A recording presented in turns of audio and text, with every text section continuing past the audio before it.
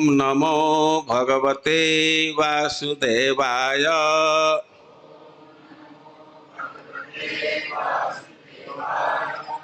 जिनको कुर्सी नहीं प्राप्त है तो आगे आकर के बैठ सकती हैं, इधर बैठने का है, ऊपर भी बैठने की व्यवस्था है।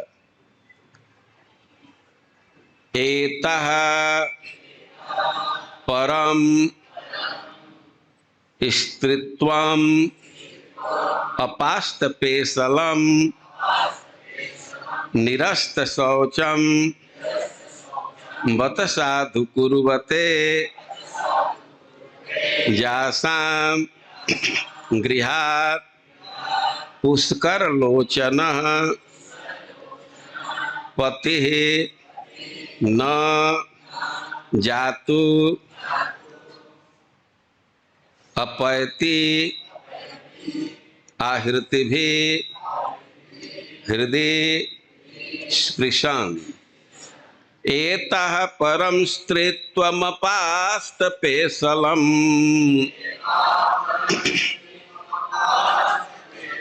निरस्त शौचम बत साधु कुर्वते जासां गृहात् पुष्करलोचनः पतिः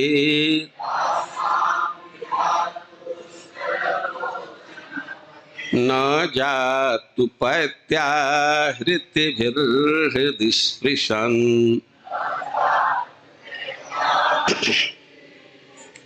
एतः परम स्त्रीत्वमपास्त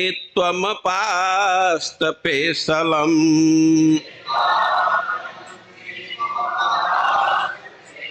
निरस्त शौचम बत साधु कुर्वते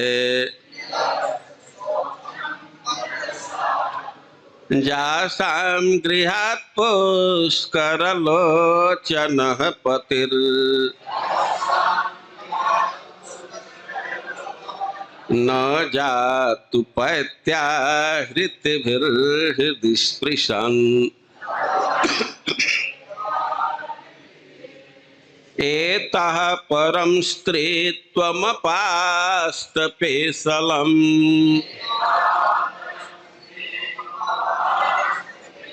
निरस्त शौचम बत साधु कुर्वते जासां गृहात् पुष्करलोचनः पतिर्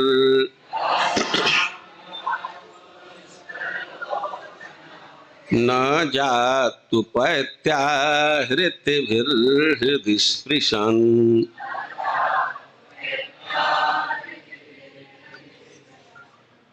एतः ये सब स्त्रियां परम सर्वोच्च स्त्रीत्व अपास्त पेशलम बिना व्यक्तित्व के निरस्त विहीन शौचम शुद्धि बत साधु धन्य कुर्वते करते हैं जासां जिनके गृहात् घर से पुष्कर लोचन कमल नेत्रों वाले पति न जातु कभी भी नहीं अपैति जाते हैं आहृति भी भेंटों द्वारा हृदय में स्पृशन प्रिय। अनुवाद और तात्पर्य श्रील प्रभुपाद के द्वारा। अनुवाद: इन सभी स्त्रियों ने व्यक्तित्व तथा शुद्धि से विहीन होते हुए भी अपने जीवन को धन्य किया। उनके पति कमल नयन श्री भगवान ने उन्हें घर में कभी अकेले नहीं छोड़ा। वे उन्हें बहुमूल्य भेंट प्रदान करके उनके हृदयों को प्रसन्न बनाते रहे। तात्पर्य: भगवत भक्त परिशुद्ध हो चुके जीव होते हैं, जे ही भक्त श्री भगवान के चरण कमलों की शरण में सच्चे हृदय से आ जाते हैं, श्री भगवान उन्हें स्वीकार कर लेते हैं और भक्त समस्त भौतिक कल्मशों से रहित हो जाते हैं। ऐसे भक्त प्रकृति के तीनों गुणों से ऊपर होते हैं। भक्त के लिए कोई शारीरिक अयोग्यता नहीं होती।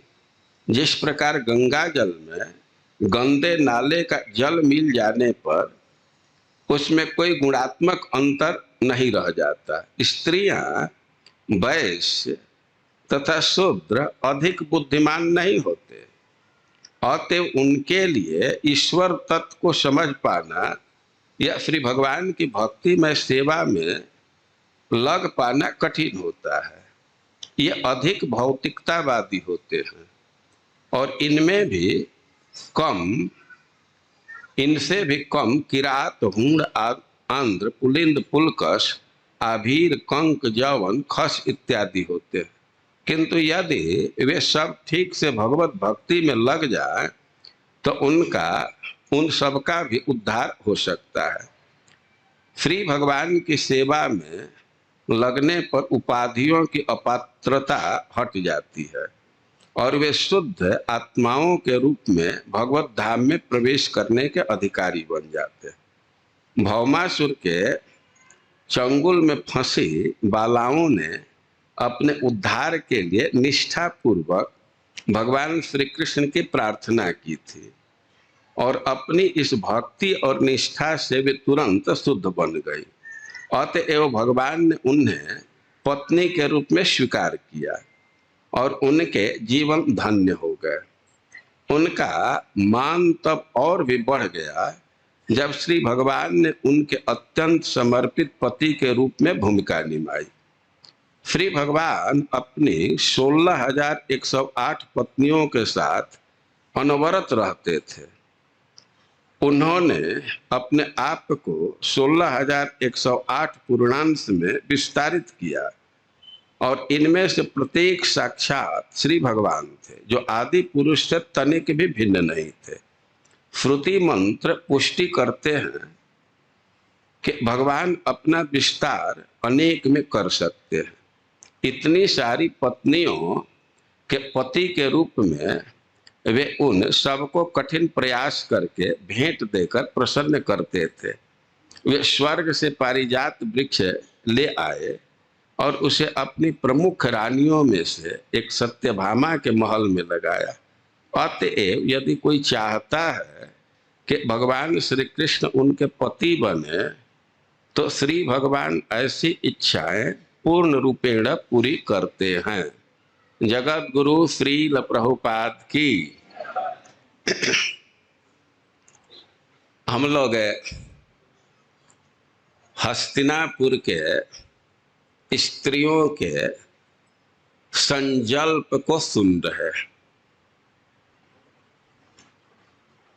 वे आपस में बातचीत कर रही हैं, अन्योन्य संजल्प आपस में बातचीत कर रहे हैं और उनका मन भगवान में लगा हुआ है। भगवान में मन लगा है, भगवान ही मन में बसे हैं। उत्तम श्लोक चेतसा, उनके चित्त में तो उत्तम श्लोक है और उनका मन भगवान के तरफ अनुद्रुत्य, वो तेजी से जा रहा है और भगवान जिधर जा रहे हैं और उधर ही वे पीछे पीछे जा रहे हैं और उनका मन और नेत्र भगवान के तरफ है। लेकिन जो युवती स्त्रियां हैं जो छत पर चढ़ी हुई हैं, कृष्ण का दर्शन कर रही हैं और अन्योन्यमासित संजल्प, वे आपस में बातचीत कर रही और उस बात के विषय में कह रहे हैं कि सर्वश्रुति मनोहर, वो इतना आकर्षक है कि सब लोग उसको ध्यान से सुन रहे हैं। यहाँ तक कि ब्राह्मण जो वेद मंत्र का पाठ कर रहे थे तो वो लोग भी ये पाठ छोड़ करके और इन स्त्रियों की बात सुनने लगे। स्त्रियां क्या क्या बोल रही हैं, तो हम लोग 2 दिन से इसको सुन रहे हैं। कुछ स्त्रियां शांत रस से जुड़ी है, तो भगवान के भगवता का निरूपण कर रही है। सृष्टि के पूर्व वे रहते हैं, सृष्टि करते हैं, अवतार लेते हैं, धर्म की स्थापना करते हैं, और इसी क्रम में कह रही है कि जिसका संबंध कृष्ण से है, जो व्यक्ति जो स्थान कृष्ण से संबंधित है, तो परम प्रशंसनीय है, परम पुण्य है, पावन है। और उसी क्रम में वे कह रही है कि द्वारका के स्त्रियां कितना धन्य है। द्वारका के स्त्रियों का जो व्यवहार है, उससे पृथ्वी का यश बढ़ गया, क्योंकि द्वारका तो पृथ्वी पर है। तो द्वारका का जो सौभाग्य है, जो स्थिति है, तो उसके आगे तो स्वर्ग बिल्कुल हीन है। स्वर्ग इसके बराबरी नहीं कर सकता, क्योंकि द्वारका के लोगों के साथ भगवान का विशिष्ट संबंध है। और खास करके जो कांता भाव रखने वाली स्त्रियां हैं, तो भगवान के पत्नियों का उल्लेख करने लगे। कितना उनका भाग्य है कि भगवान के अधरामृत का पान करती है। और कह रही है कि भगवान के साथ द्वारका के स्त्रियों का जो व्यवहार है, या ब्रज के स्त्रियों का व्यवहार है, तो उससे स्त्री जाति की प्रतिष्ठा बढ़ गई।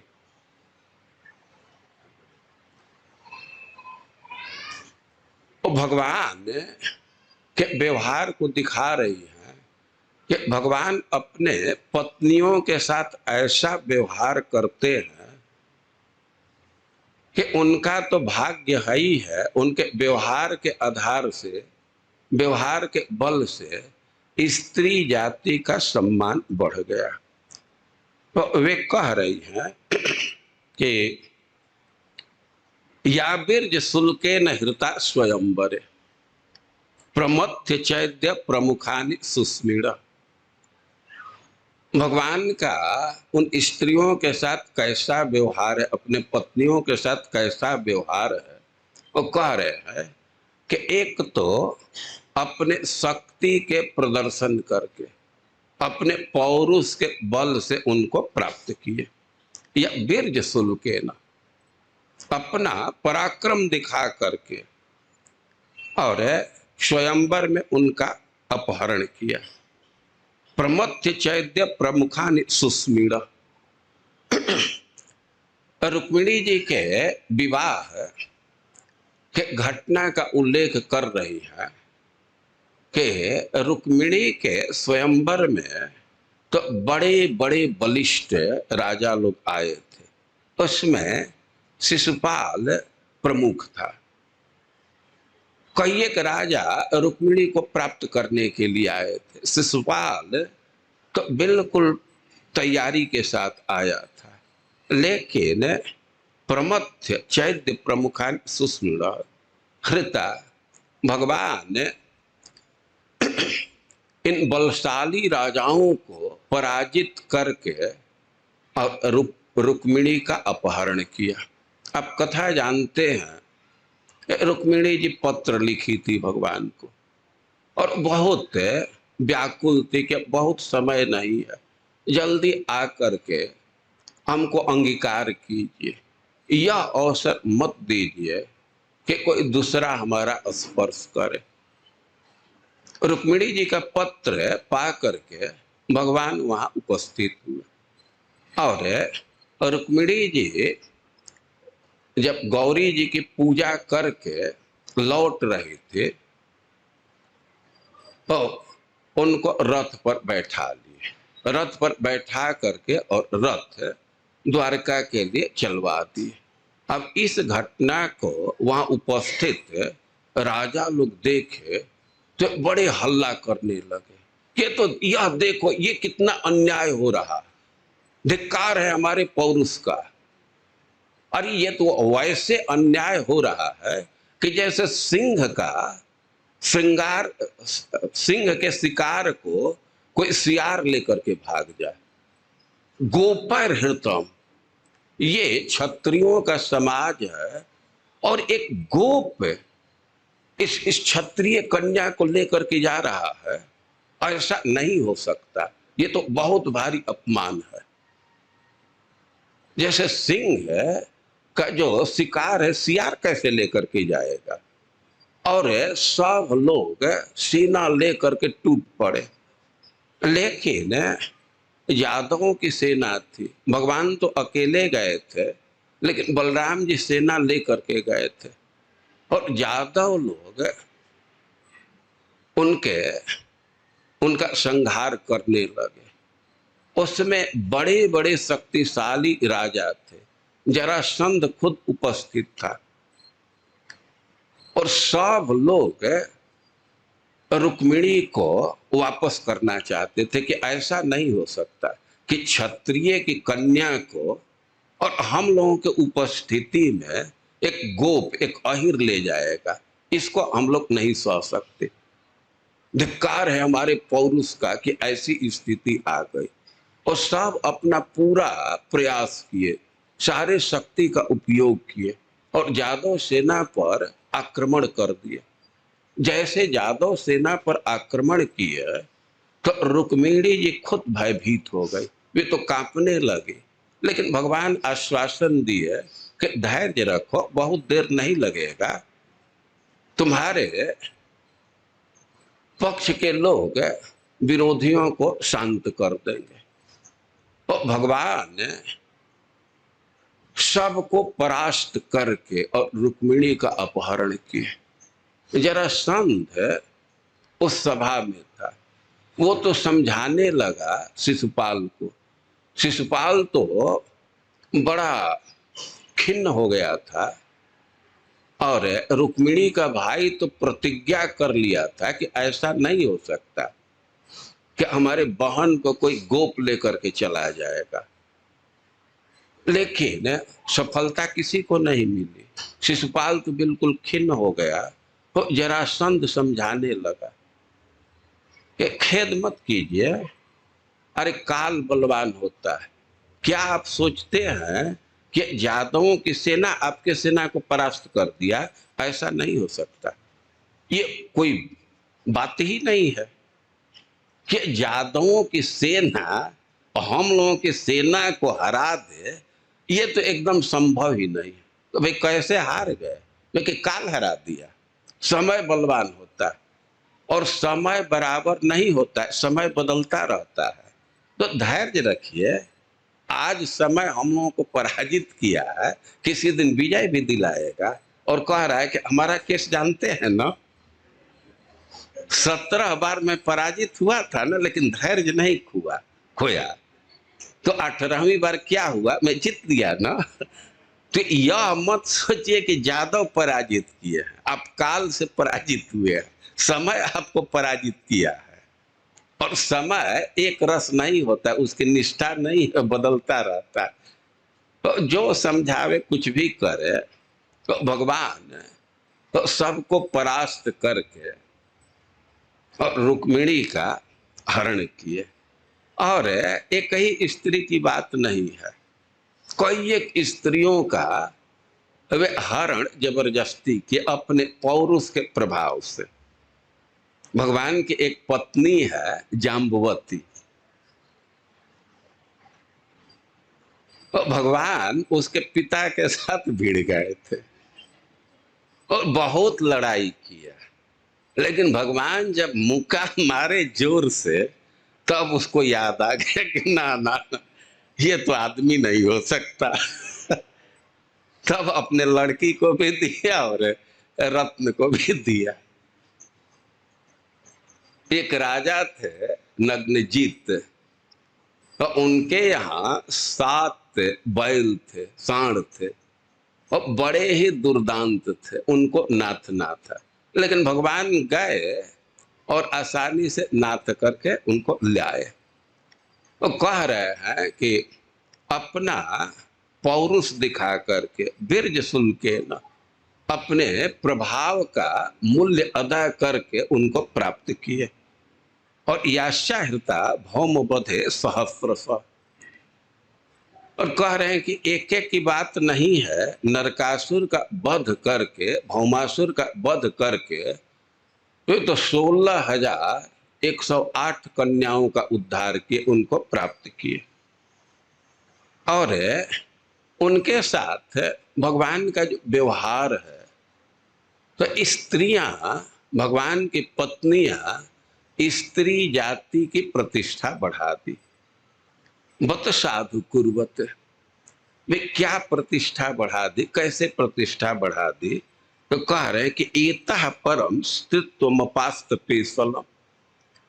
हस्तिनापुर के स्त्रियां कह रही है कि थोड़ा स्त्री जाति पर विचार कीजिए कि स्त्रियों का पोजीशन क्या है, कि अच्छा चीज तो इसमें है ही नहीं। अपास्त पेशलम, पेशल मतलब भद्र।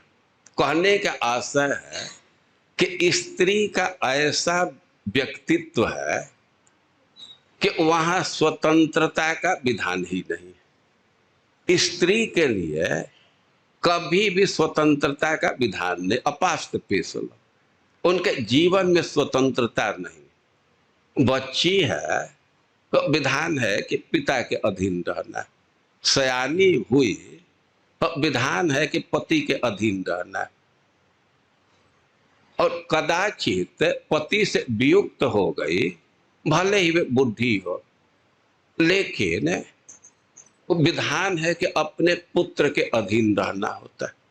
वो स्वतंत्रता का विधान ही नहीं। उनका ऐसा व्यक्तित्व है कि स्वतंत्र नहीं छोड़ा जा सकता। अपास्त पेशलम और निरस्त शौचम। स्त्री व्यक्तित्व के विषय में कह रही है कि वहां शौच नहीं है, शुद्धता नहीं है, निरस्त शौचम।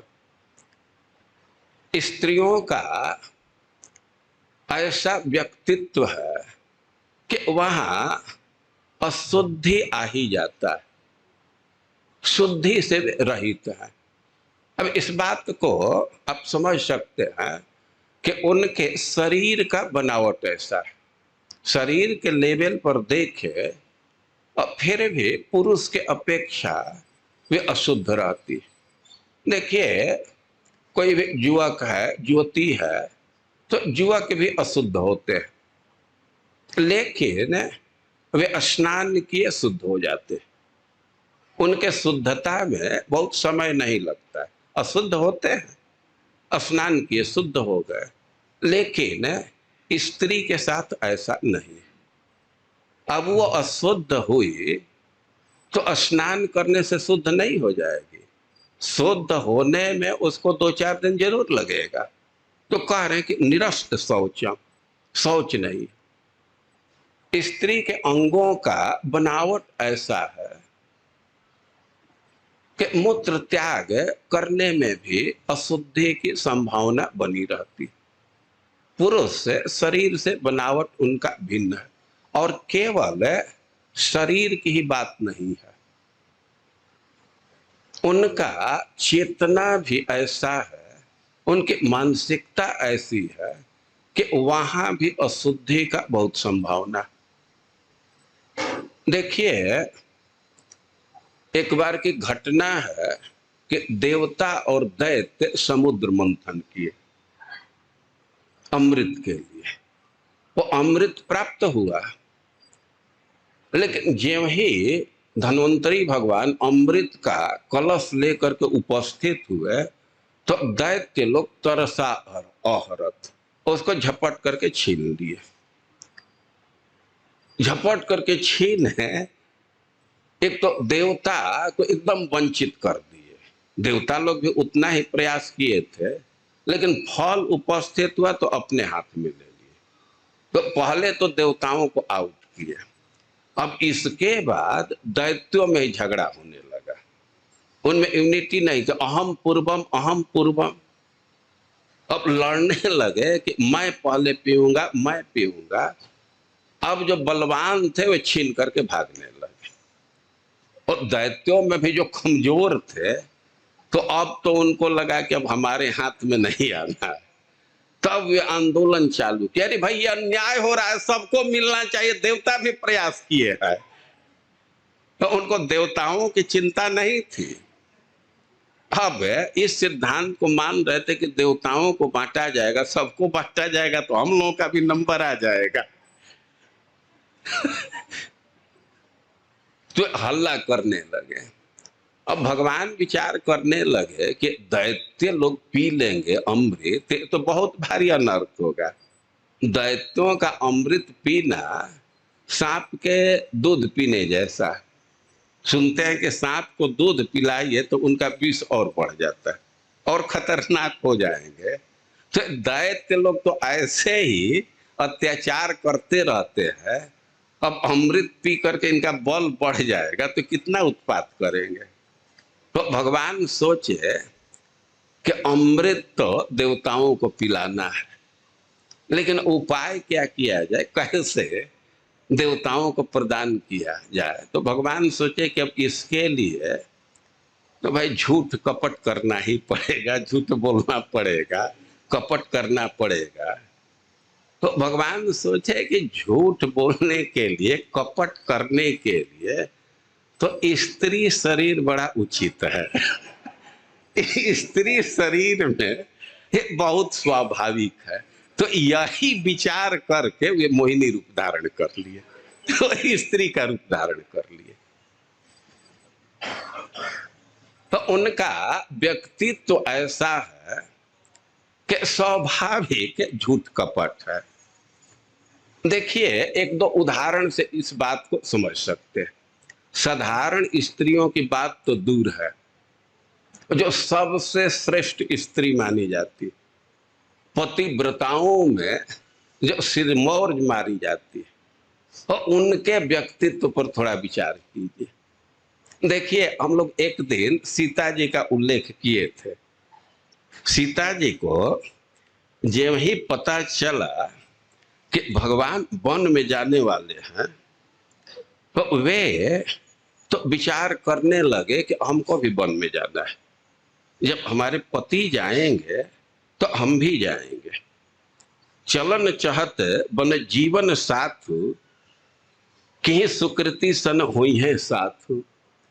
जब ही उनको सूचना मिला कि राघवेंद्र बन जा रहे हैं, तो मन ही मन सोचने लगे कि भाई जब हमारे पति वन में जा रहे हैं, तब तो कौन ऐसा सुकृत फलित होगा, किस सुकृति का फल आएगा कि हम भी उनके साथ हो जाएंगे। कि वन में तो जाना ही है, कि तनु प्राण की केवल प्राणा, विधि कर्तव्य कुछ जाई न जाना। वो विचार कर रही है कि वन में तो साथ में जाना है, लेकिन अभी दो विकल्प है कि केवल प्राण में साथ, केवल प्राण साथ में जाएगा कि शरीर के साथ प्राण जाएगा। प्राण को तो जाना ही है। अब विधाता का क्या विधान है यह नहीं समझ में आ रहा है कि केवल प्राण जाएगा कि शरीर के साथ जाएगा। साथ तो जाना ही है। वे भगवान से बहुत बहुत प्रार्थना करने लगे। हम एक दिन इस बात को कहे थे, वो कह रहे हैं कि अनन्य भाव मनुरक्त चेतसम। राघवेंद्र से कह रही है कि यही समझे कि मैं आपके अनुरक्त हूँ।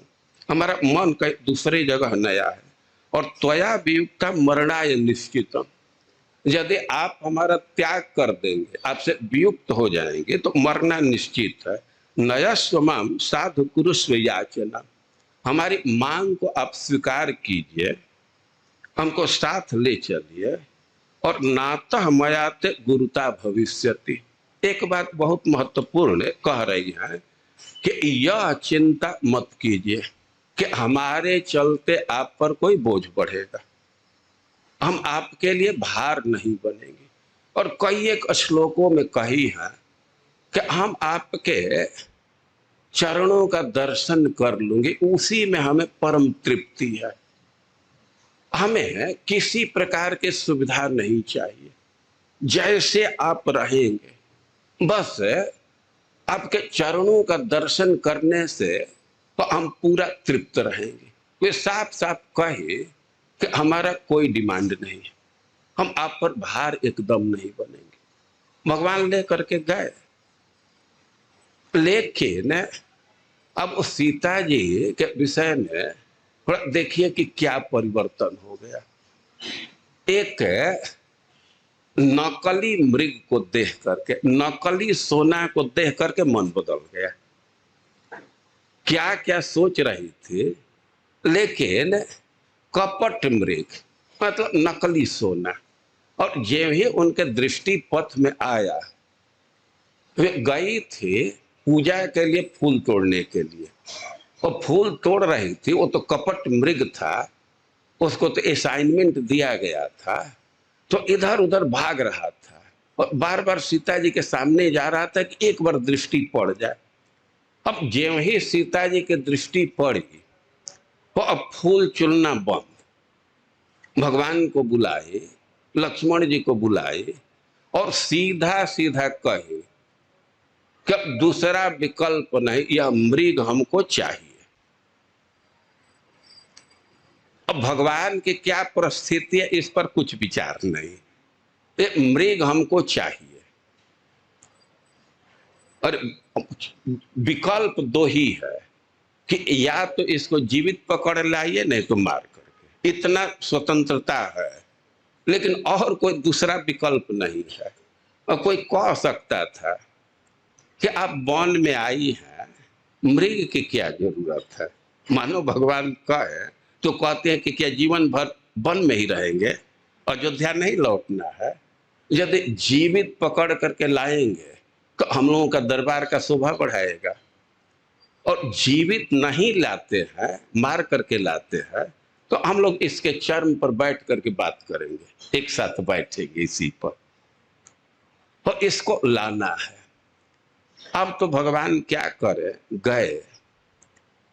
अब भगवान उधर चले गए और वह कपट मृग हे लक्ष्मण हे सीते ऐसा बोला, तो अब सीता जी क्या क्या बोलने लगी। लक्ष्मण से कहे कि लक्ष्मण तुम्हारे भाई किसी संकट में है, वे बुला रहे, तुमको जल्दी जाना चाहिए। लक्ष्मण जी कह रहे थे कि ना, हमारे भाई कभी संकट में नहीं पड़ सकते, यह संभव ही नहीं। अब सीता जी कहने लगे लक्ष्मण तुम्हारा नियत में समझ गया, और आज हमको बात समझ में आ गई कि तुम इसी समय के प्रतीक्षा में था। भरत और तुम में डीड है, पहले से तुम लोगों का मंत्रणा है, पहले से प्लानिंग किए हो अपने भाई का वध करने के लिए, कि तुम लोगों का पहले से प्लानिंग है। और वे कहने लगे कि तुम्हारे नियत को भी मैं समझ रही हूं, लेकिन इतना जान लो कि एक राघवेंद्र को छोड़ करके हमारा स्पर्श दूसरा नहीं कर सकता। यदि राघवेंद्र का साथ नहीं रहेगा तो जल में जाऊंगे, अग्नि में जाऊंगे, किसी कोई दूसरा पुरुष से स्पर्श नहीं कर सकता। अब लक्ष्मण जी तो कान बंद कर लिए कि ये क्या कह रहे, और देखिए वही सीता क्या क्या बोलने लगी। यह स्त्री का व्यक्तित्व है। स्त्री मतलब तरलता, स्थिरता का अभाव, तुरंत बदल जाती है। ये सीता जी की स्थिति, ये उनका व्यक्तित्व है। और शिव जी की पत्नी है सती जी, वो भी बड़ी पतिव्रता मानी जाती है, वो साथ में रहती है शिव जी के। शिव जी बड़ा प्रेम करते हैं। एक बार अपने पत्नी के साथ जा रहे थे और उसी समय भगवान दिख गए। भगवान सीता का अन्वेषण कर रहे थे, अभी बड़ा दुखी थे, और शिव जी भगवान के समक्ष नहीं गए, कि इस समय अपना परिचय देने लायक नहीं है। तो भगवान को नमस्कार किए और आगे बढ़ने लगे। अब सती जी का प्रश्न पर प्रश्न कि नमस्कार क्यों किए? वे भगवान है तो नमस्कार किए। अरे वही भगवान है, स्त्री के लिए रो रहे हैं, पागल जैसा खोज रहे हैं, वही भगवान है। शिव जी समझाने का प्रयास कर रहे थे लेकिन नहीं समझ रही थी। शिव जी कहे कि अब तुमको नहीं विश्वास हो रहा है तो खुद परीक्षा कर लो। तो परीक्षा के लिए गई। अब सोचने लगे कि कैसे परीक्षा करे, तो सीता जी का रूप बना ली और भगवान के सामने गई। और भगवान तो पूछ दिए कि महेश जी कहाँ है, अकेले क्यों घूम रही हो? अब तो बड़ा पानी पानी हुई, बड़ा लज्जा महसूस की कि अब हम क्या करें। आई शिव जी के पास और शिव जी पूछे कि कैसे परीक्षा ली। तो कहने लगे कि सब ठीक है, भगवान है। वो पूछे कि परीक्षा कैसे ली। और देखिए सामान्य सा प्रश्न है लेकिन तुरंत झूठ। कछु न परीक्षा ली न गुसाई। हम तो कोई परीक्षा नहीं ले, जैसे आप नमस्कार किए तो वैसे ही नमस्कार किए थे। लेकिन शिव जी तो ध्यान में सब चीज जान गए, ध्यान लगाए, सब चीज देख लिए। तो देखिए सती जी की स्थिति है कि अपने पति से झूठ बोलने में कोई संकोच नहीं, कुछ नहीं परीक्षा लिया। और देखिए किसी किसी को बुरा लग सकता है लेकिन स्त्री व्यक्तित्व है कि उसमें कपट रहता ही है। कहां कहां फोन पर बात करेंगी और पति सामने आ गए तो अब तो अनुसुईया और अरुंधति से कम नहीं, ऐसा व्यवहार होगा। तो भगवान विचार किए कि भाई झूठ कपट करना है तो स्त्री शरीर इसके लिए बड़ा ठीक है, तो स्त्री का रूप धारण कर ले। तो यहाँ हस्तिनापुर के स्त्रियां कह रही हैं कि निरस्त शौचम, चाहे वो शरीर की शुद्धता हो या चित्त की शुद्धता हो, इसका अभाव है। लेकिन बत साधु कुर्वत, लेकिन जो द्वारका की स्त्रियां हैं तो स्त्री जाति का बहुत भारी उपकार कर दे। वे कैसे उपकार कर दे कि जासाम गृहात पुष्कर लोचन पतिर न जातु अपैत्या हृदय हृदय स्पृशन। अब भगवान के साथ उनका इतना घनिष्ठ संबंध है कि परम सुंदर पुष्कर लोचना कमल नयन पति उनके घर से कभी निकलते ही नहीं। जिस स्त्री के जीवन में स्वतंत्रता का विधान ही नहीं, सदैव परतंत्र है, और उस स्त्री के साथ भगवान का व्यवहार है कि उसके पूरा पूरा अधीन है। तो पहले जो स्त्री का सर्टिफिकेट था तो उसमें परिवर्तन हुआ ना। कैसे परिवर्तन हो गया? द्वारका के स्त्रियों के व्यवहार से। और कह रहे हैं कि कोई मजबूरी में नहीं घर में रहते हैं। अरे कभी कभी तो ऐसा हो सकता है कि स्त्री का इतना शासन है कि बाहर जा ही नहीं सकते, पूरा कंट्रोल है। कहें कि ना, आहृति भी हृदय स्पृशन, भगवान उनको प्रसन्न करने के लिए उनके घर में रहते, कभी बाहर नहीं जाते। उनके लिए उपहार ला करके देते हैं, स्वर्ग से पारिजात वृक्ष ला करके देते हैं। किस लिए? हृदय स्पृशन, उनको प्रसन्न करने के लिए।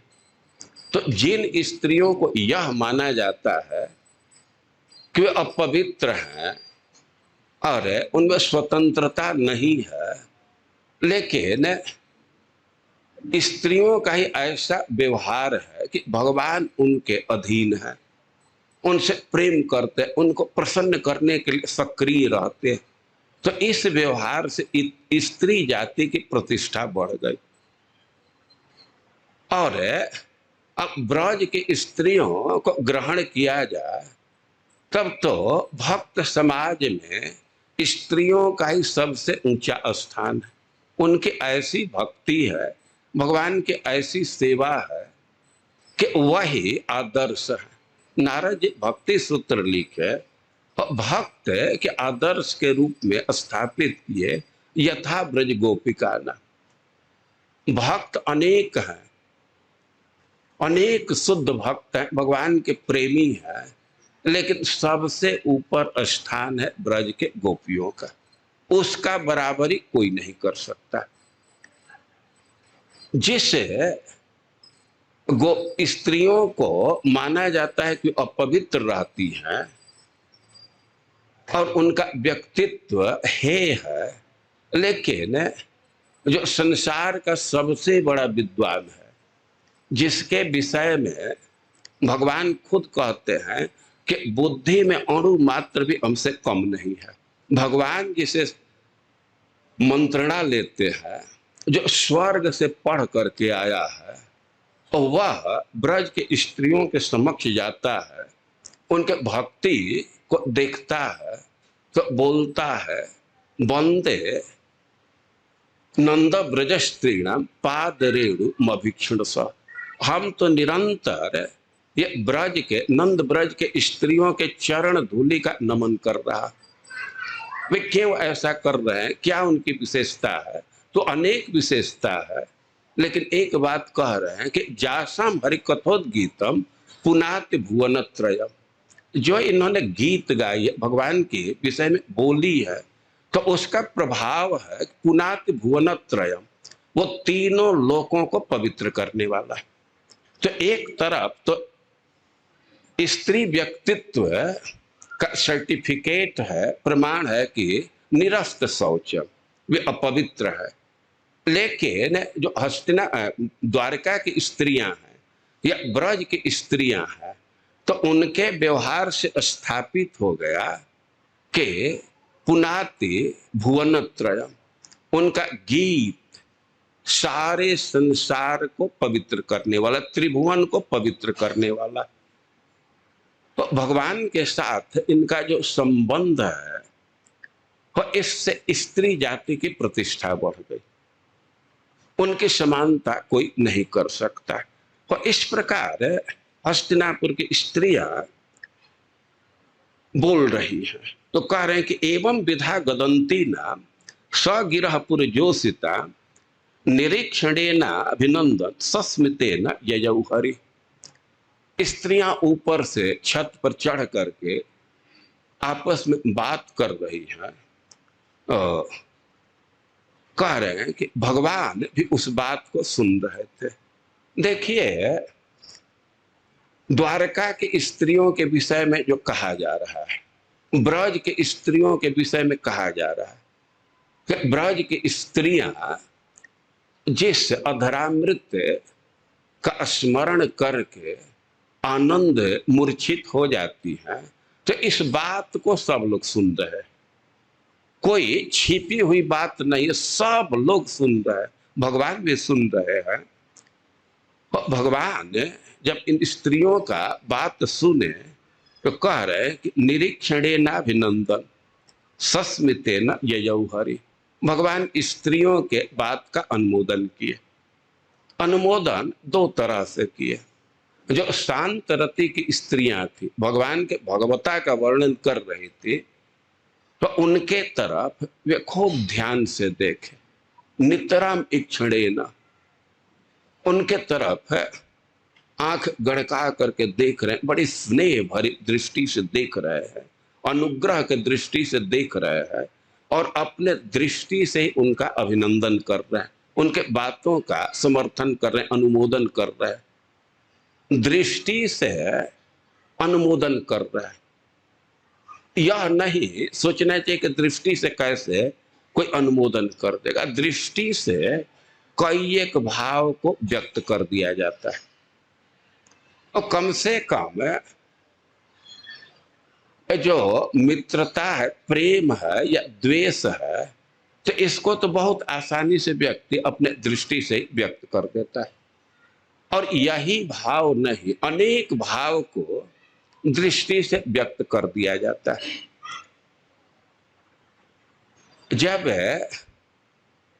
भगवान उद्धव को ब्रज में भेज रहे थे गोपियों को संदेश देने के लिए, लेकिन गोपियों का स्मरण करके भगवान की यह स्थिति हो गई कि बोलने में सक्षम नहीं थे। बोलना प्रारंभ किए लेकिन उनका गला अवरुद्ध हो गया गोपियों का स्मरण करने से। वही चित्त पर आक्रांत हो गया, छा गया। तो एक कवि ने लिखा है, नेक कही बयान, कुछ बात तो जबान से बोले, वाणी से बोले, लेकिन गला अवरुद्ध हो गया तो नेक कही बयानन अनेक कही नयनन।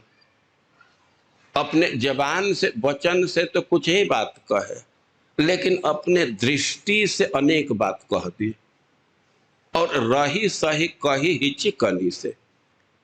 अब तो भगवान इतना विकल हो रहे थे, इतना भाव विभोर हो रहे थे कि जैसे बच्चे रोते समय सिसकी लेने लगते, हिचकी लेने लगते हैं, तो भगवान को भी हिचकी आने लगे। तो कवि कह रहा है कि रही सही कही हिचकनी से, वो अपने भाव को व्यक्त कर दे। उद्धव जी तो परम विद्वान, सब समझ गए। तो यहाँ स्त्रियों की बात को सुन करके कह रहे हैं कि इक्षणे न अभिनंदन। भगवान उनके तरफ देख करके, स्नेह भरी दृष्टि से देख करके उनका अभिनंदन कर रहे हैं। और सस्मिते न, और जो कांता भाव रखती है, जो द्वारका की स्त्रियों की प्रशंसा कर रही है कि उनको अधरामृत का लाभ प्राप्त होता है, ब्रज की स्त्रियों का प्रशंसा कर रही हैं, तो उनका अभिनंदन भगवान, उनका सत्कार सस्मिते न, वे अपने स्मित से, अपने मुस्कान से कर रहे हैं। और कुछ स्त्रियों के तरफ तो अनुग्रह भरी दृष्टि से देख रहे हैं और कुछ स्त्रियों के तरफ मुस्कुराते हुए देख रहे हैं। तो कह रहे हैं कि ययौ हरि, स्त्रियों का अभिनंदन करते हुए, उनको देखते हुए, कुछ स्त्रियों के तरफ देख करके मुस्कुराते हुए, ययौ हरि, भगवान नगर से निकल गए।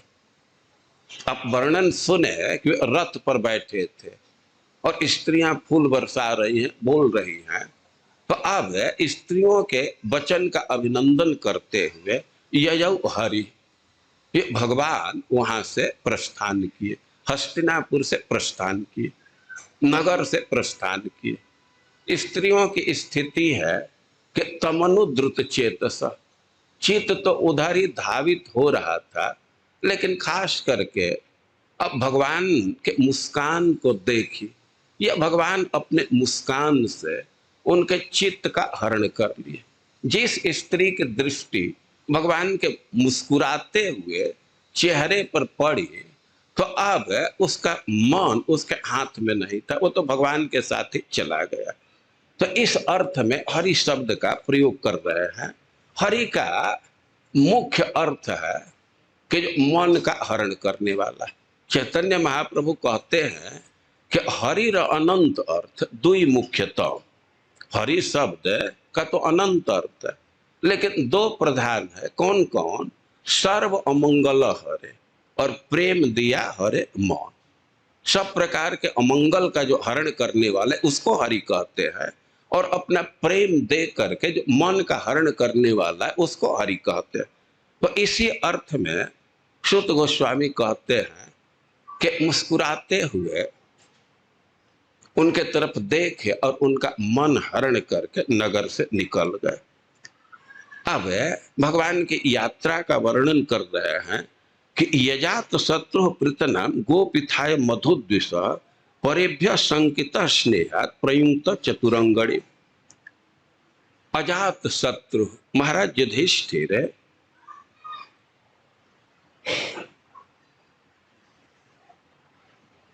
गोपिथाय भगवान की रक्षा के लिए नयुक्त चतुरंगड़ी, चतुरंगड़ी सेना लगा दिए। भगवान के लिए शब्द दे रहे मधुद्विष, जो मधु दैत्य का वध करने वाले। मधु दैत्य बहुत शक्तिशाली था, ये सृष्टि के प्रारंभ में भगवान मधु और कैटभ दैत्य का वध किए। तो जो मधु दैत्य का वध करने में सक्षम है और उसकी रक्षा की चिंता कर रहे हैं, तो जो मधु दैत्य को मार सकता है और उस पर कौन आक्रमण करने का साहस करेगा? क्यों? युधिष्ठिर महाराज रक्षा की चिंता में, कई परेभ्य संकित, युधिष्ठिर महाराज को चिंता थी कि हो सकता है कि शत्रु आक्रमण करे। युधिष्ठिर महाराज तो यही सोच रहे हैं कि महाभारत युद्ध हुआ है, कितने ऐसे व्यक्ति हैं कि जिनके पिता का वध हुआ है, भाई का वध हुआ है, तो हो सकता है कि वे कृष्ण पर आक्रमण कर दे, क्योंकि जो भी वध हुआ है तो सब तो कृष्ण के नेतृत्व में ही हुआ है, तो वध कर सकते। अरे जो मधु आक्रमण कर सकते, मधु दैत्य का वध करने वाला है, उस पर कोई आक्रमण करके क्या करेगा? तो कह रहे कि स्नेहात। अब महाराज युधिष्ठिर के हृदय में तो स्नेह भरा हुआ, और स्नेह का स्वभाव होता है अनिष्ट संकिनी बंधुर हृदयानी भवंती। जहां स्नेह है तो वहां अनिष्ट की शंका आ ही जाती है, ये स्नेह के स्वभाव में है। तो महाराज युधिष्ठिर कृष्ण के प्रति स्नेह है, इसलिए चतुरंगणी सेना को नियुक्ति कर दी। चतुरंगणी सेना कहते हैं जिसमें रथ पर कुछ सैनिक सवार होते हैं, कुछ घोड़े पर होते हैं, कुछ हाथी पर होते हैं और कुछ पैदल चलते, तो स्नेह के चलते। देखिए स्नेह से कैसे अनिष्ट की शंका हो जाती है, एक दो उदाहरण से इसको समझ सकते हैं। कोई माँ है, हो सकता है कि अपने गांव से बाहर ही नहीं गई और वो सिग्नेचर भी नहीं कर सकती है, ऐसा ऐसा देखा जाता है। गांव में रहने वाली है और ऐसा होता है कि उसका बेटा ही बड़ा पद पा गया, डीएम का पोस्ट पा गया। अब उसकी स्थिति है कि सारे जिला को नियंत्रित कर रहा है, जिला की व्यवस्था कर रहा है, लेकिन वही बेटा जब घर से निकलता है तो माँ कहती है बेटा झोला संभाल करके रखना। देखिए जहां अब बुद्धि की बात है, व्यवस्था की बात है, तो माँ से कई एक गुना अधिक वो सक्षम है बेटा, लेकिन माँ के हृदय में स्नेह है तो उसको ये आशंका हो जाती है कि कहीं इसका झोला गायब ना हो, कई एक निर्देश देती। तो महाराज युधिष्ठिर का कृष्ण के प्रति स्नेह है तो परेभ्य संकित, उनके मन में शंका उदित हो रहा है कि कहीं कृष्ण पर कोई आक्रमण न कर दे, और इसलिए चतुरंगणी सेना लगा दी। अथ दूरा गतान शौरी कौरवान विरहातुरान सन्निवर्त्य दृढ़ स्निग्धा प्रायत स्व नगरी प्रिय ही। कि भगवान जब नगर से निकले तो दृढ़ स्निग्धान, जो पांडव लोग हैं भगवान के प्रति उनका बड़ा ही दृढ़ स्नेह है, तो अथ दूरागता, भगवान के साथ साथ वे नगर से बहुत दूर तक चले गए। अब भगवान देख रहे हैं कि बहुत ये लोग दूर हो गए, वे क्यों दूर आ रहे हैं? विरहातुरान, उनके मन में भय था, आशंका थी कि कृष्ण दूर चले जाएंगे, तो इसलिए बहुत आतुर हो रहे थे। यद्यपि कृष्ण बार बार कह रहे थे कि हम बहुत दिन उधर नहीं रहेंगे, हम लौट करके आएंगे, लेकिन फिर भी वे विरह से आतुर हो रहे थे, तो कृष्ण के साथ पीछे पीछे बहुत दूर तक चले गए। लेकिन कह रहे हैं कि सन्निवर्त्य, भगवान उनको बड़े प्रेम से समझाए कि आप लोग चिंता मत कीजिए, हम बहुत दिन के लिए नहीं जा रहे हैं, शीघ्र ही लौट करके आएंगे। तो ऐसे समझा करके उनको लौटाए और प्राय स्व नगरी प्रिय ही, और अपने प्रियजनों के साथ, अर्जुन के साथ, उद्धव के साथ स्वनगरी, अपने नगरी द्वारका में लिए प्रस्थान किए। अब भगवान हस्तिनापुर से द्वारका के लिए जा रहे हैं, तो कह रहे हैं कि किस किस क्षेत्र में वे गए, इसका वर्णन कर रहे हैं। एक चीज ध्यान रखना चाहिए कि यहाँ क्रम के अनुसार ये स्थान का निर्देश नहीं है,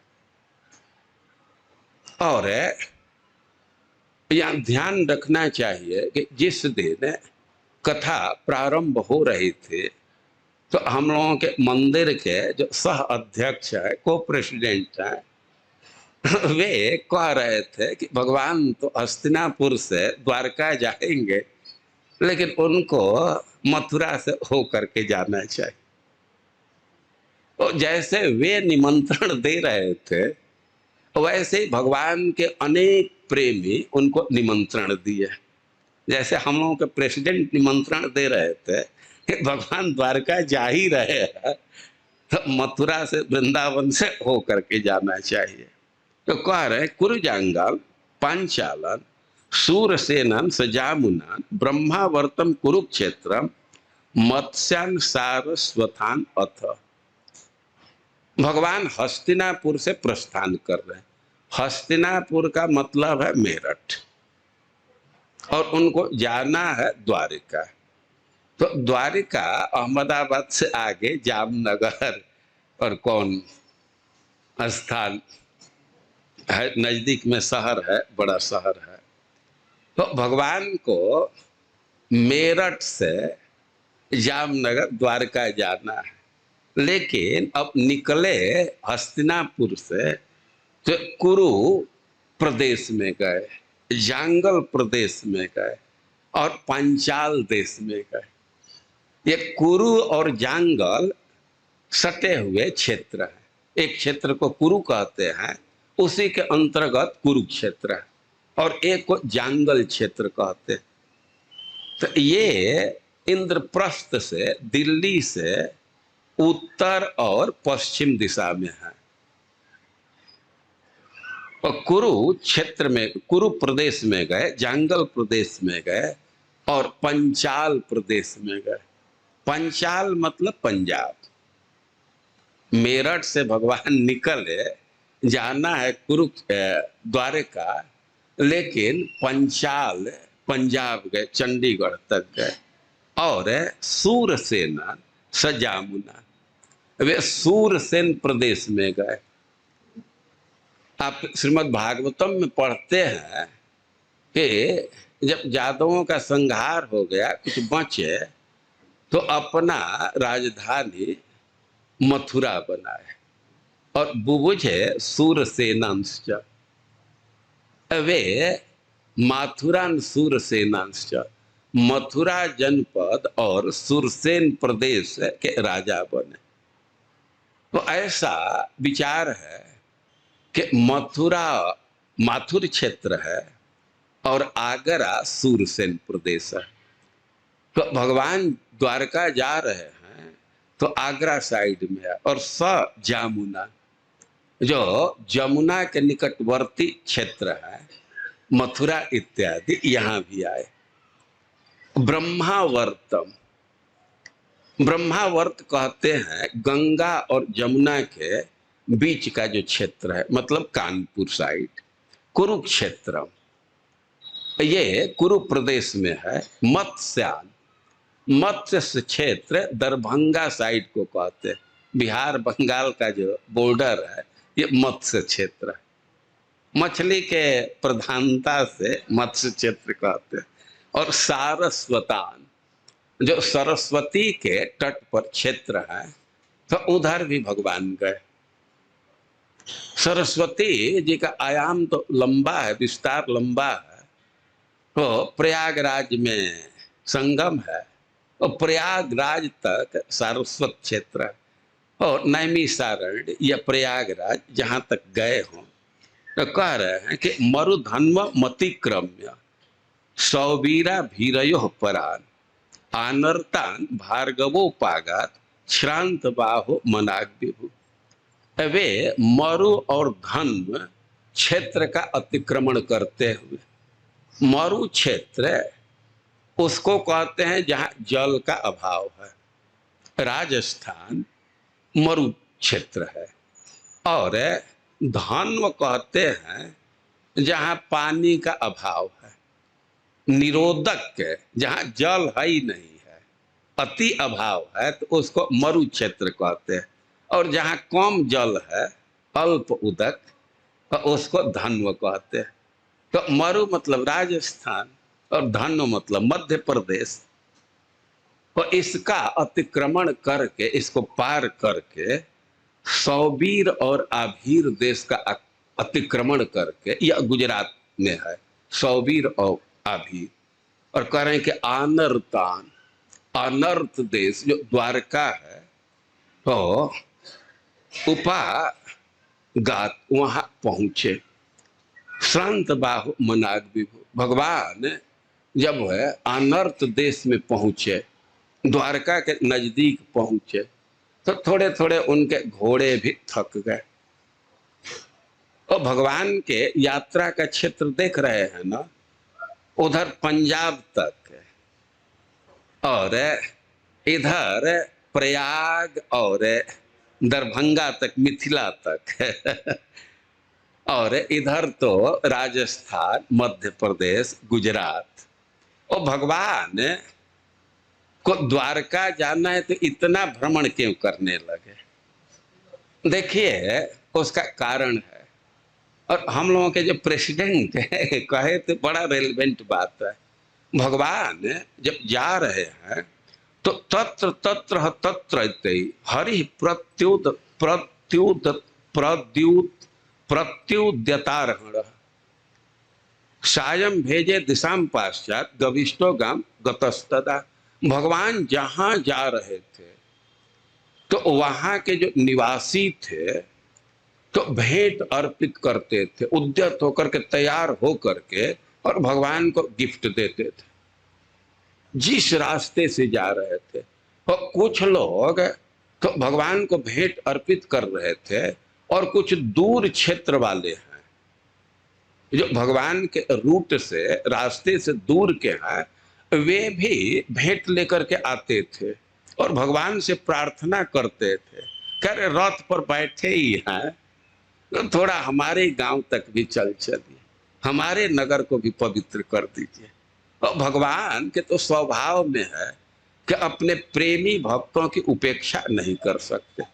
और कहीं कहीं तो भगवान खुद अपने से ही गए कि हमारे प्रेमी हैं, थोड़ा एक बार दर्शन तो कर ले। जैसे वृंदावन इत्यादि का क्षेत्र है, मथुरा क्षेत्र है, जमुना का तटवर्ती क्षेत्र, तो इधर तो भगवान अपने से ही आ गए।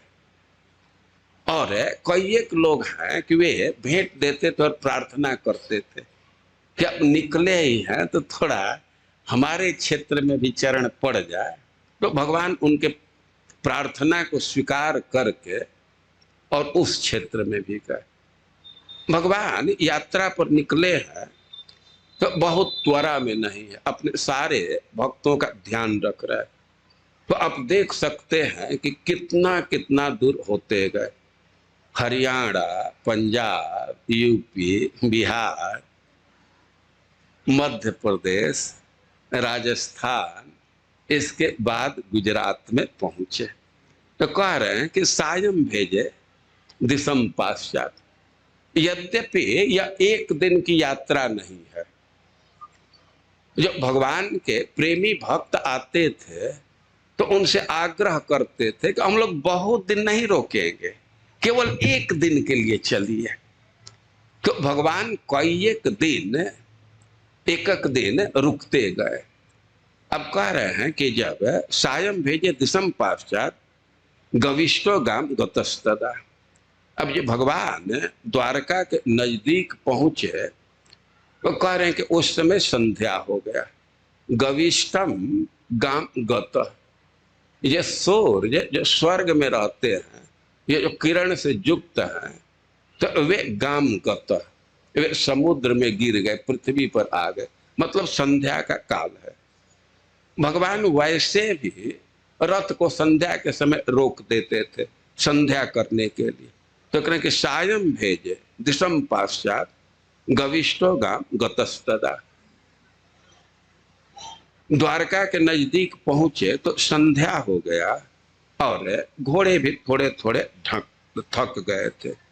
अब अगले अध्याय में वर्णन कर रहे हैं सूत जी कि आनर्तान स उपव्रज्य श्रद्धान जनपदान स्वकान। अब भगवान अपने जनपद में आ गए, अपने क्षेत्र में आ गए, क्योंकि श्रद्धा बहुत समृद्ध था। गुजरात आज भी समृद्ध माना जाता है, वो भगवान का अपना क्षेत्र है और समृद्धि है। तो जब अनर्त देश में पहुंचे, द्वारका के नजदीक आ गए, तो दधमौ दरबरम तेसा विषादम समयन्निव। वे दरबरम, दर मतलब शंख, जो शंखों में श्रेष्ठ शंख है पंचजन्य, तो दधम उसको बजाए। वे शंख क्यों बजा रहे हैं? विषादम समयन्निव। भगवान को पता था कि द्वारका निवासी हमारे दर्शन के लिए आतुर हैं, वे बहुत विषाद में पड़े, शोक में पड़े, तो उनको शोक दूर करते से हुए शंख बजाए। तो शंख की ध्वनि सुन करके उनका शोक दूर नहीं हो गया।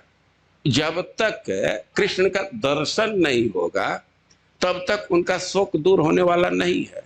लेकिन कह रहे हैं कि समयन्निव, कुछ कम हो गया। शंख की ध्वनि को सुनने से तो द्वारका के निवासियों को इतना तो अनुभव हो गया कि कृष्ण अब नजदीक आ गए, अब जल्दी ही दर्शन हुआ, तो उनका शोक कुछ कम हो गया, विषाद कम हो गया। भगवान शंख बजा रहे हैं तो उसका चित्रण कर रहे हैं सूत गोस्वामी, कह रहे हैं कि सवोच्चका से धवलो दरो दरो प्युरु क्रमशाधर सोड़ सोड़िमा दाद्मायमानः करकंज संपुटे यथाब्ज खंडे कलहंस उत्पन्न। देखिए भगवान शंख वादन कर रहे हैं, शंख को बजा रहे हैं, तो स उच्च का से शंख बहुत सुंदर लग रहा है, बहुत शोभित हो रहा है। शंख का वर्णन कर रहे हैं कि धवलो दरु, शंख का जो भीतरी भाग है तो बिल्कुल धवल है, श्वेत है, सफेद है, और अप्युरु क्रमशः धर सोड़ सोड़िमा। लेकिन भगवान शंख बजा रहे हैं तो शंख बजाने के लिए उसको अपने अधर पर रखे, होठों पर रखे, तो भगवान के होठ तो बिल्कुल लाल लाल है, तो होठों की लालिमा से, होठों के रक्त वर्ण से शंख भी रक्त हो रहा, लाल लाल दिख रहा है। भीतरी भाग तो सफेद है, लेकिन जिधर होठ का कांति का प्रतिबिंब जा रहा है, प्रतिफलन हो रहा है, तो वह बिल्कुल लाल लाल दिख रहा है, रक्त वर्ण का दिख रहा है। और करकंज संपुटे, भगवान अपने हाथ में शंख को रखे हैं,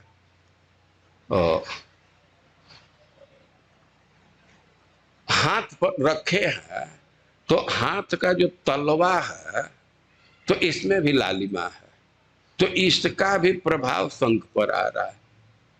उनके होठ के लालिमा से, अधर के लालिमा से और शंख के लालिमा से, शंख भले ही सफेद हो लेकिन कुछ अंश उसका लाल जैसा दिख रहा है, और कह रहे हैं कि बहुत सुंदर लग रहा है। एक उदाहरण दे रहे हैं कि यथाब्ज खंडे कलहंस उत्सवन, जैसे कमल के समूह पर कोई हंस बैठा, कमल पर हंस बैठा है ऐसा नहीं कह रहे, कमल के समूह पर,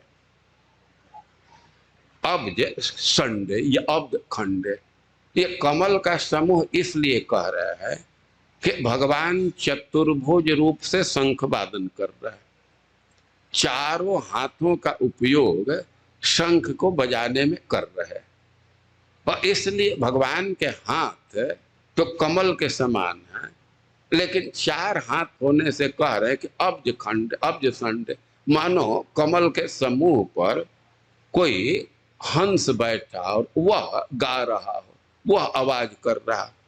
तो वैसे ही भगवान के हाथ पर आसीन हो करके शंख दिख रहा है, तो बहुत सुंदर लग रहा है। वो भगवान शंख बजाए, शंख की आवाज के विषय में कह रहे हैं कि जगत भय भयावह। शंख के ध्वनि की विशेषता है कि सारे संसार के भय को दूर करने वाला। तमुपश्रुत्य, उसको द्वारकावासी सुने तो प्रत्युद्यजौ प्रजा सर्वा भरती दर्शन लालसा। द्वारका वासियों को जब ही शंख की आवाज सुनाई दी तो बड़ी तेजी से भरती दर्शन लालसा, भगवान के अपने स्वामी के दर्शन के लिए वे ययो निकल गए बड़ी त्वरा के साथ। अब द्वारका के निवासी आ रहे भगवान के पास, तो कह रहे हैं कि तत्रोपनीत बलयो रवेर दीप मिवाद्रिता आत्मा रामम पूर्ण कामम निज लाभेन नित्यदा। जो भी द्वारका के निवासी आ रहे हैं, भगवान की प्रजा आ रही है, तो भगवान के लिए कुछ उपाय ला रहे, भेंट ला रहे, गिफ्ट ला रहे।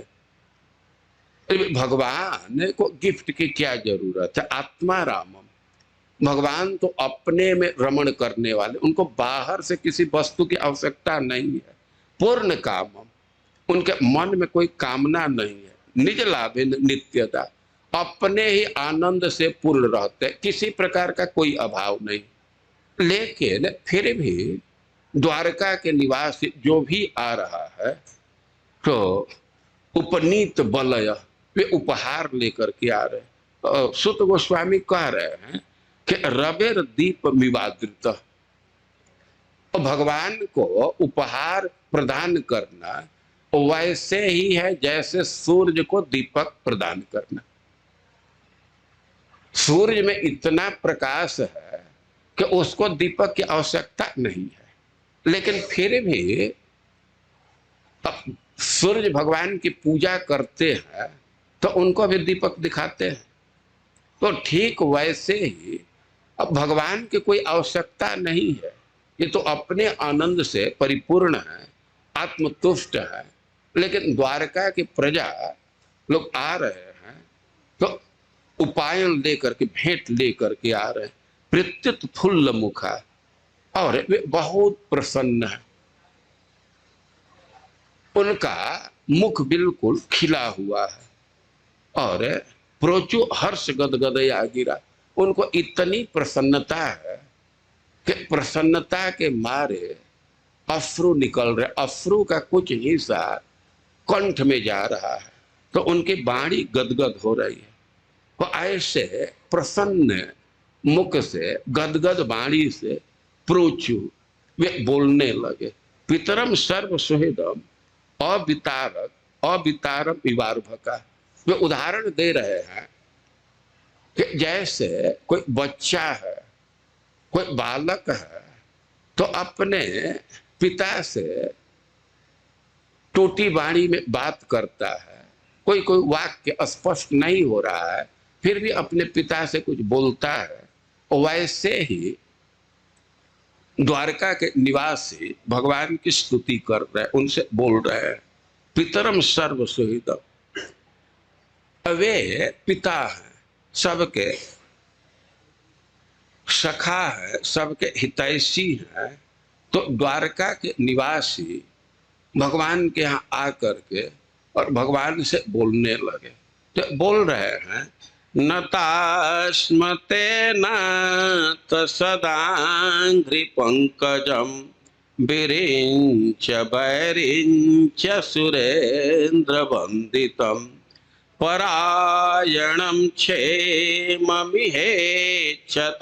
परम न यत्र कालः प्रभवेत् परः प्रभु। बोलिए साथ में, नतास्मते नाथ सदांघ्रि पंकजम विरिंच वैरिंच सुरेंद्र वंदितम परायणं क्षेममिहेच्छतां परम न यत्र कालः प्रभवेत् परः प्रभु। एक बार फिर से, नतास्मते नाथ सदांघ्रि पंकजम विरिंच वैरिंच सुरेंद्र वंदितम परायणं क्षेममिहेच्छतां परम न यत्र कालः प्रभवेत्।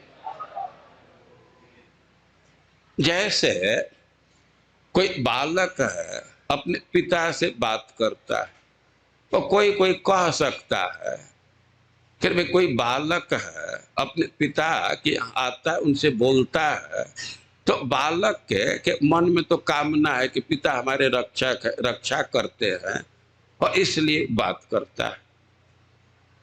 ये जो द्वारका के प्रजा हैं वे कृष्ण से बात कर रहे हैं, क्योंकि पितरम, वे पिता हैं, उनके रक्षक हैं। लेकिन भले वे पिता हो, लेकिन उनके विषय में कहा गया कि आत्मा रामम, वे तो अपने में ही रमण करते हैं, कहीं ध्यान तो नहीं है उनका, न किसी की आवश्यकता है। तो कह रहे हैं कि सर्व सुहृदम, भगवान यद्यपि अपने आप में संतुष्ट है, उनको कोई आवश्यकता नहीं है, लेकिन उनकी विशेषता है कि सर्व सुहृदम, सारे प्राणियों के सुहृद हैं, हितकारी हैं। इस संसार में कोई किसी का हेल्प करता है तो कुछ न कुछ बदला की आवश्यकता होती। यहाँ तक कि माता पिता भी अपने पिता का हेल्प करता, माता पिता अपने पुत्र का पालन करते हैं, तो यद्यपि उनका स्वाभाविक स्नेह है, स्नेह बस पालन करते हैं, लेकिन फिर भी कुछ कुछ कामना होती है, बुढ़ापा में कुछ सहयोग करेगा, और कुछ स्वार्थ है। लेकिन बिना स्वार्थ के उपकार करने वाले तो केवल दो व्यक्ति हैं, हेतु रहित जग जुग उपकारी। कोई कारण नहीं है, हेतु रहित। तो दो लोग हैं इस संसार में, हेतु रहित जग जुग उपकारी। जुग मतलब दो, कौन कौन? तुम, तुम्हार। एक तो भगवान है और दूसरे भगवान के व्यक्ति, भगवान के भक्त।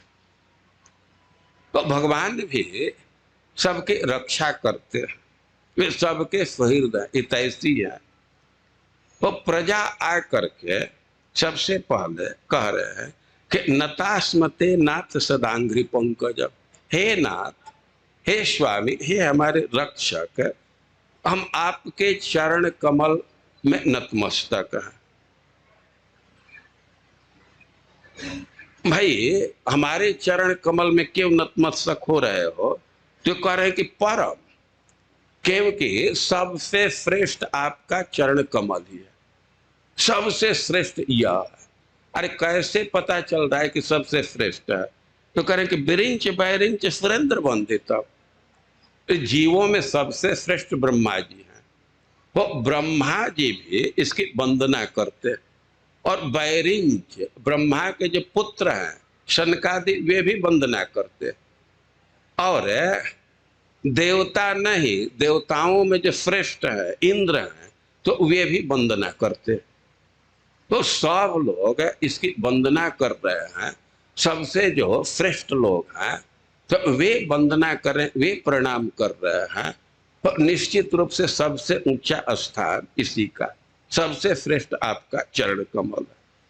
और कह रहे हैं कि परायणम क्षेममिहेच्छतां परम न यत्र कालः प्रभवेत् परः प्रभु। और कह रहे हैं कि क्षेमम इच्छता, जो व्यक्ति अपना कल्याण चाह रहा है और उसके लिए परायणम, सबसे बड़ा आश्रय यही है। अयन मतलब आश्रय, पर मतलब श्रेष्ठ, सर्वोत्कृष्ट, जो अपना क्षेम चाह रहे। क्षेम का क्या अर्थ हुआ? वे क्षेम का सीधा सा अर्थ है दुख कहानी सुखावाप्ति। सब प्रकार के दुख समाप्त हो जाए और सब प्रकार के सुख प्राप्त हो, इसको क्षेम कहेंगे। दुख समाप्त करना और सुख प्राप्त करना, इसको क्षेम कहेंगे। तो जो लोग अपना क्षेम चाह रहे हैं, तो उसके लिए परायण सबसे श्रेष्ठ आश्रय यही है। ये द्वारका वासियों का जो वाक्य है वो बहुत महत्वपूर्ण है।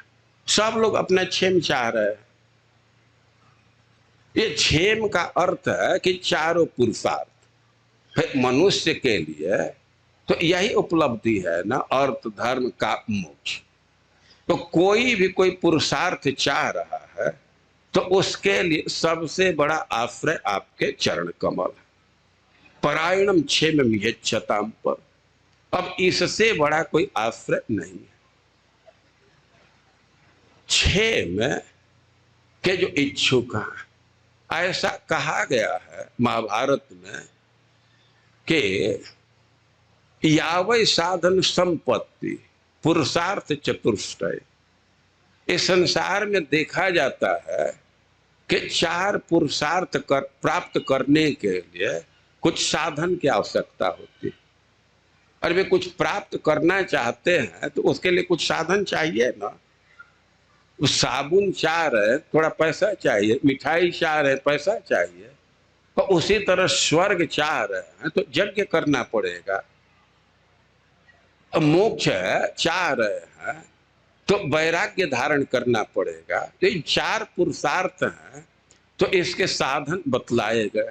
लेकिन कहा गया है कि यावै साधन संपत्ति पुरुषार्थ चतुष्टय तया बिना तद्वाप्नोति नरो नारायण आश्रय। लेकिन जो नारायण का आश्रय ले लिया तो वह मनुष्य चारों पुरुषार्थ के साधन के अभाव में भी उसको प्राप्त कर लेता। उसके लिए कुछ साधन नहीं करना पड़ता, केवल नारायण का आश्रय स्वीकार किया और इसी से उसको चारों पुरुषार्थ प्राप्त हो जाते। तो द्वारका निवासी कह रहे हैं कि परायणम क्षेम यच्छताम परम।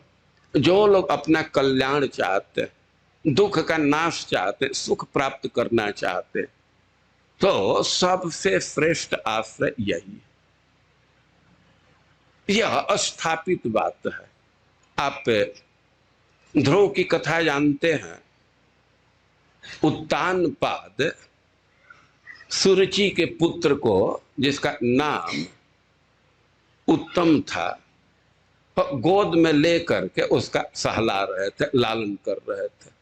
अब उसको देख करके ध्रुव महाराज भी गोद पर चढ़ना चाहते थे, बार बार प्रयास कर रहे थे, लेकिन नाभ्यनंदत, लेकिन राजा के तरफ से कोई लिफ्ट नहीं था, उसके प्रयास का अनुमोदन नहीं कर रहे थे।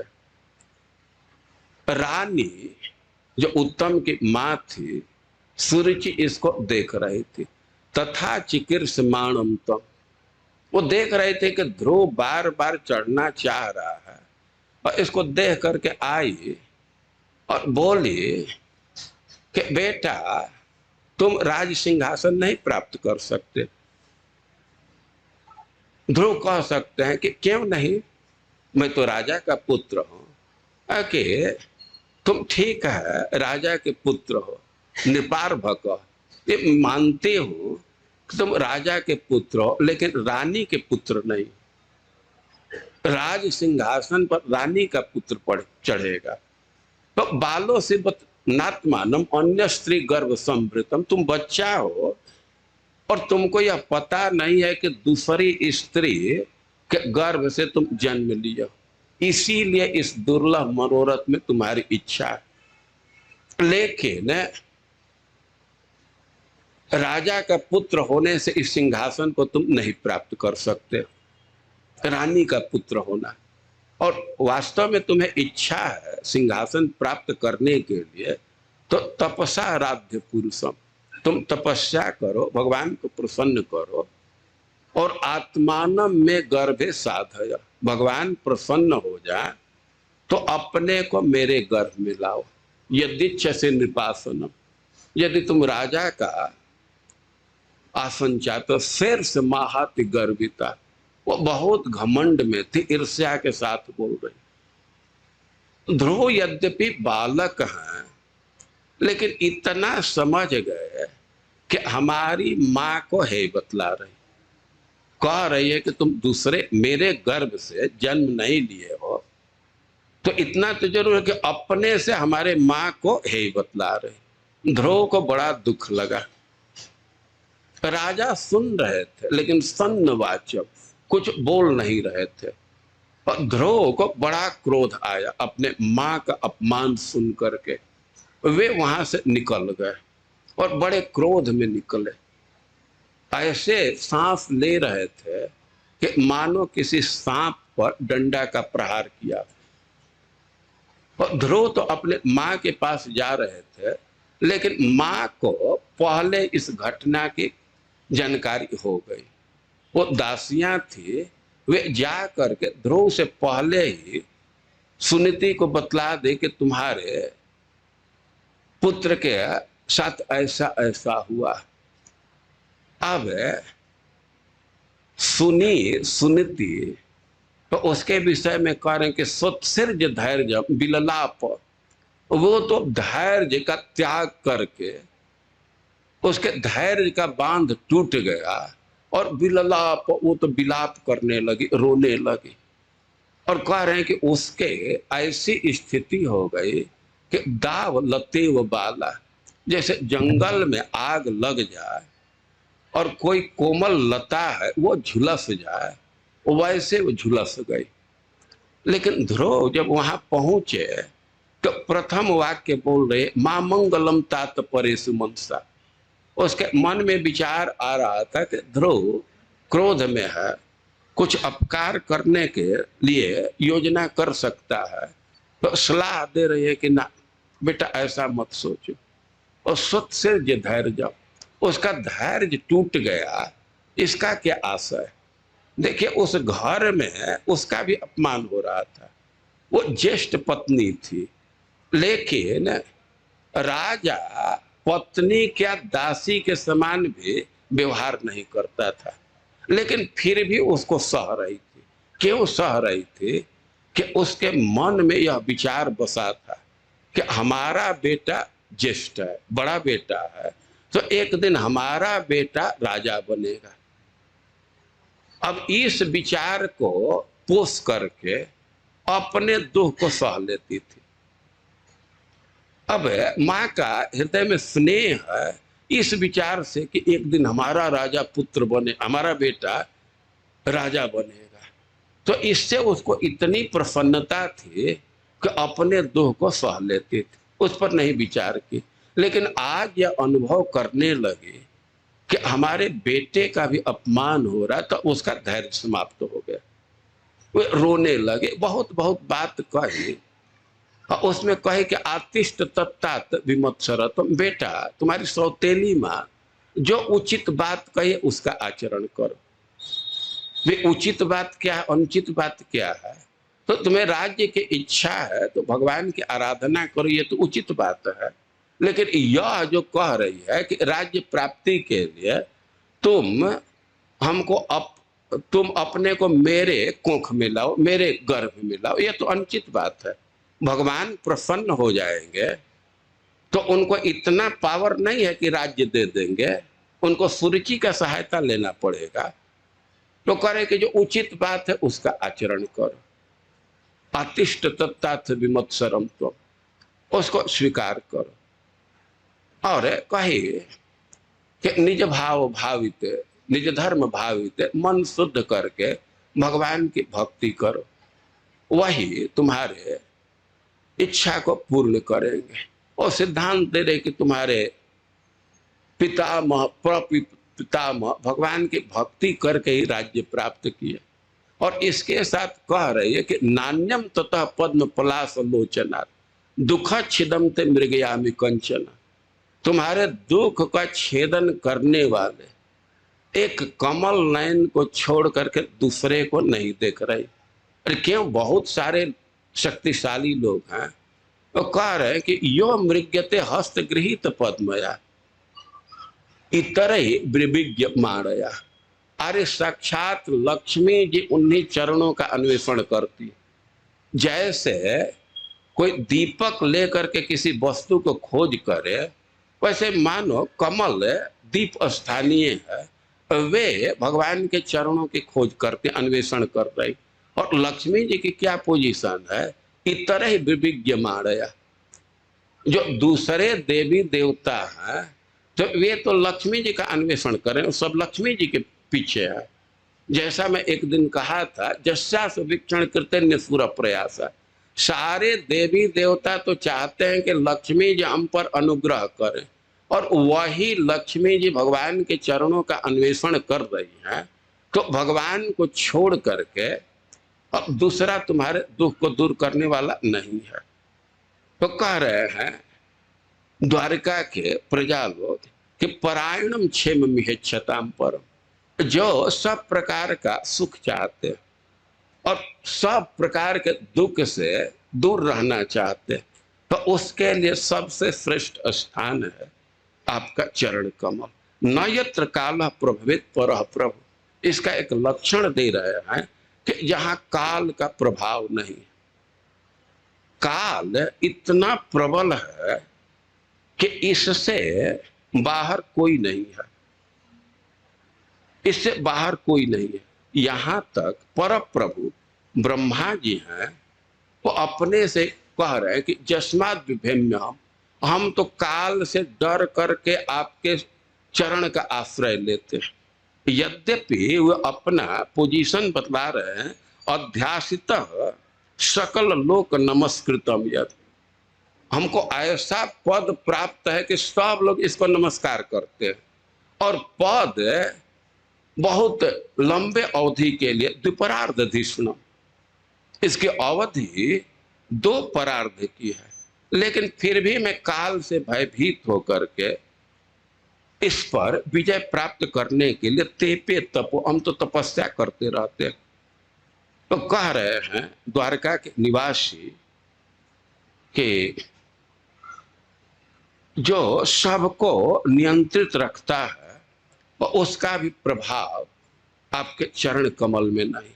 तो यही सबसे श्रेष्ठ है और यही सबसे बड़ा आश्रय है। जो व्यक्ति अपना क्षेम चाहते, दुख से दूर होना चाहते, सुख प्राप्त करना चाहते, तो सबसे बड़ा आश्रय यही। तो ऐसे नगर से बाहर आकर के भगवान के आगवानी करने आए हैं, और द्वारका के निवासी उनको भेंट अर्पित कर रहे, उनकी स्तुति कर रहे हैं। तो और क्या क्या बात बोल रहे हैं और भगवान का क्या व्यवहार है उनके साथ, इसको हम लोग कल पढ़ेंगे। हरे कृष्ण।